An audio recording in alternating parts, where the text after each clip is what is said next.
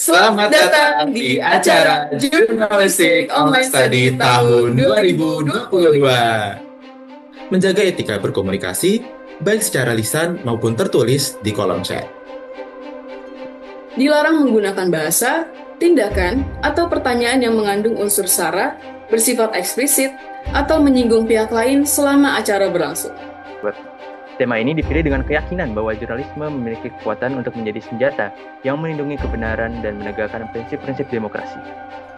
Nah, jadi harapannya dengan belajar jurnalistik ini tidak hanya sekedar belajar menulis, tapi belajar bagaimana kemudian etika itu dibangun. Di acara ini kami bisa berbagi sedikit pengalaman kami di Tempo dalam merawat jurnalisme.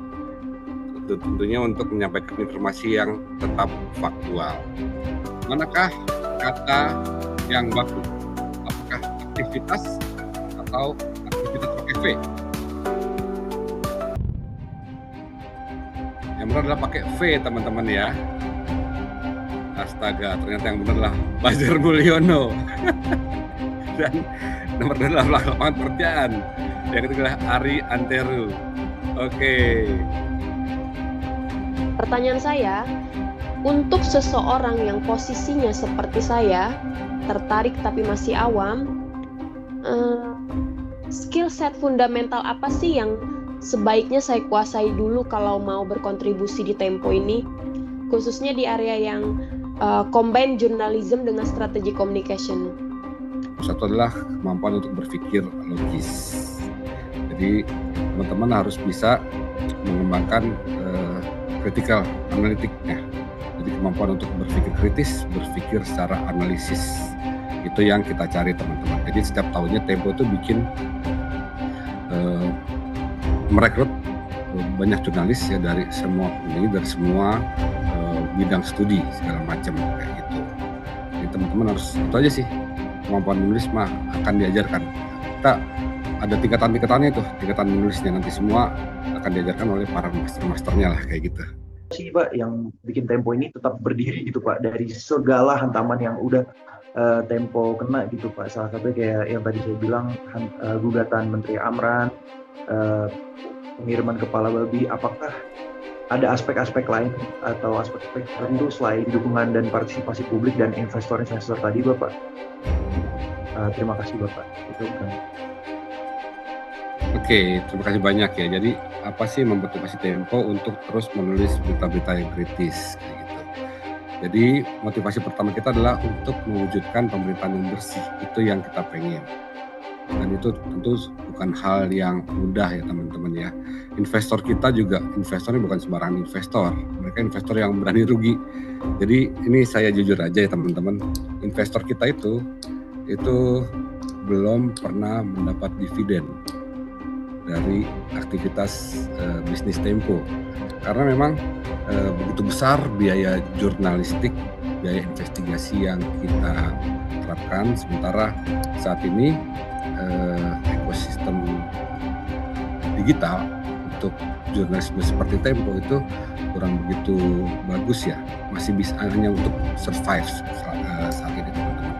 Jadi itu semua kalau kita berpikir bisnis, ngapain sih investor ngasih duit miliaran, ngucurin duit lagi, kalau bukan untuk kepentingan kayak gitu. Jadi ada makna yang lebih tinggi dibanding sekedar mendapatkan uang daripada sekedar untuk mencari makan. Pertanyaannya tuh bagaimana jurnalis itu bisa tetap menjaga kejujuran dan profesionalisme di tengah tekanan untuk memberitakan sesuatu yang dengan cepat. Tapi gimana caranya supaya dua-duanya itu bisa tetap jalan, tetap cepat dan juga tetap akurat. Nah, untuk itu dibutuhin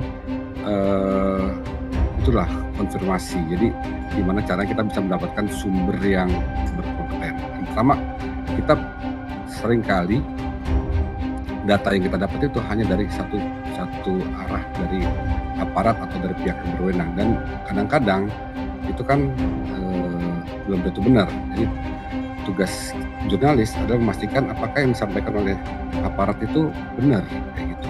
Misalnya ada tulisan apa tuh di senjatanya kayak gitu, itu harus kita cek itu benar atau enggak kayak gitu. Dan kita harus benar-benar selain mendapatkan sumber dari resmi, sumber keterangan yang resmi itu penting banget ya, sumber polisi kah, dari kejaksaan kah, juga harus ada pengamatan lapangan. Jadi bukan mendapatkan berita dari kopas dari WA kayak gitu. Sering banget dan itu terjadi teman-teman. Ada jurnalis yang males terus dia ngopas aja dari sumber yang lain. Nah di Tempo itu, terutama buat di majalah, itu ada namanya lembaga ombudsman. Jadi dia buat memeriksa apakah teman-teman ketika menulis berita itu ada kepentingan lain. Apakah itu akurat, apakah itu ada pesanan seperti itu. Jadi tiap minggu laporan kita akan dicek oleh verifikator. Pak, saya izin bertanya bagaimana cara memulai karir sebagai jurnalis? Apakah ada program magang menjadi jurnalis dari Tempo? Boleh silakan dijawab, Pak. Oke, jadi di Tempo sendiri itu ada namanya program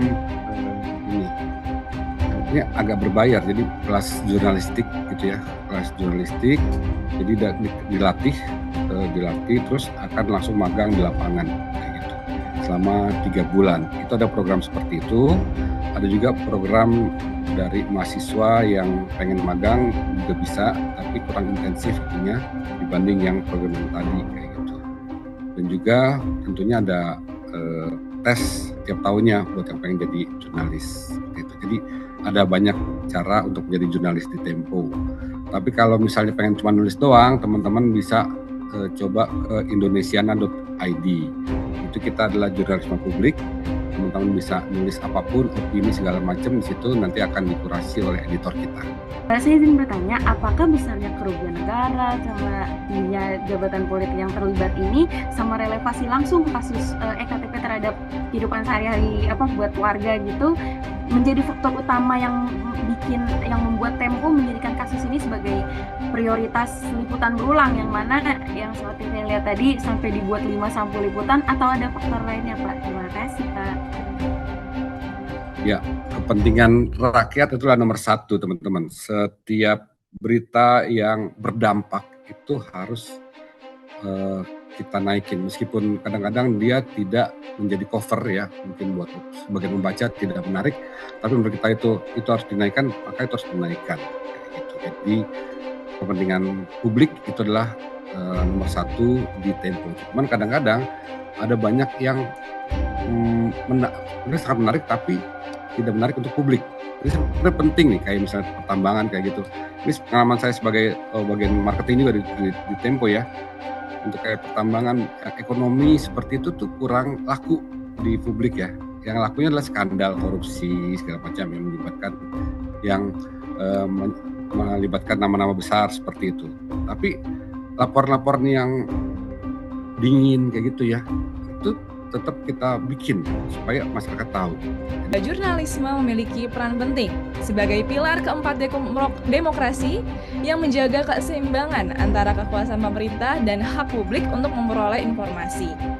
Melalui liputan investigatif yang mendalam dan berani, Tempo menunjukkan bagaimana cara kerja jurnalistik dapat memicu reformasi kebijakan, mengungkap korupsi, dan memperkuat transparansi publik. Namun, keberanian tersebut tidak lepas dari berbagai ancaman baik fisik, digital, hukum, maupun ekonomi yang berusaha membungkam kebebasan pers.